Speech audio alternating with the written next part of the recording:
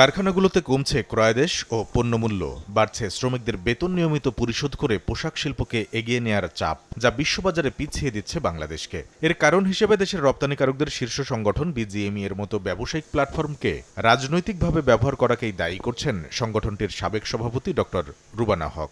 বাস্তবতা হলো দাম কমছে, বাস্তবতা হলো অর্ডার কমছে। এত সুন্দর একটা সংগঠন আমরা কেবলই কলহ করে কোলাহলের মধ্যে দিয়ে নষ্ট করে দিয়েছি পরিবেশটা। না সেখানে সার্ভিস দেওয়া হয়, না সেখানে খুব আরাম করে আয়েসে কেউ গিয়ে তাদের নিজেদের কথা বলতে পারেন। বিজিএমইএ এর আগামী নির্বাচনকে সামনে রেখে বুধবার সন্ধ্যায় রাজধানীর একটি হোটেলে সদস্যদের সংগঠন ফোরামের প্যানেল লিডার ঘোষণা উপলক্ষে এই অনুষ্ঠানের আয়োজন করা হয়, যেখানে বিজিএমইএ এর সাবেক সভাপতি আনোয়ারুল আলম চৌধুরী পারভেজ দাবি করেন, বিজিএমইএ কে ভুয়া ভোটমুক্ত করতে না পারলে ধুঁকতেই থাকবে দেশের তৈরি পোশাক শিল্প। ভুয়া ভোট এলিমিনেট হোক, বিজিএমইএ থেকে কি করতে পারবে আগামীতে সেরকম নেতৃত্ব, প্রথমে তার পরিবেশ সৃষ্টি করা এবং তারপরে সেই নেতৃত্বকে সামনে এগিয়ে নিয়ে আসাটাই কিন্তু আপনি আমাদের সবারই কিন্তু দায়িত্ব।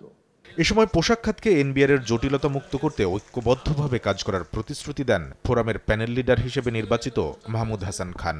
অতীতে বিভিন্ন সময় প্রতিশ্রুতি দেওয়া হয়েছিল যে কাস্টম সংক্রান্ত সমস্যার সমাধান হবে, এনবিআর সংক্রান্ত সমস্যার সমাধান হবে, কিন্তু আমাদের অভিজ্ঞতা বলে প্রতিনিয়তই এই সমস্যাগুলো আরও জটিল হচ্ছে। আমরা দৃঢ়ভাবে বিশ্বাস করি সদস্যরা ফোরামকে একবার সুযোগ দেবেন তাদেরকে সেবা করার জন্য। রাজনৈতিক পট পরিবর্তনের পর গেল ২০ অক্টোবর বিজিএমইএ এর পরিচালনা পর্ষদ ভেঙে দিয়ে প্রশাসক বসিয়েছে বাণিজ্য মন্ত্রণালয়, যার দায়িত্ব ৪ মাসের মধ্যে নির্বাচিত নতুন পর্ষদের কাছে সংগঠনটির দায়িত্ব বুঝিয়ে দেয়া। কামরুল হাসান সবুজ, সময় সংবাদ, ঢাকা।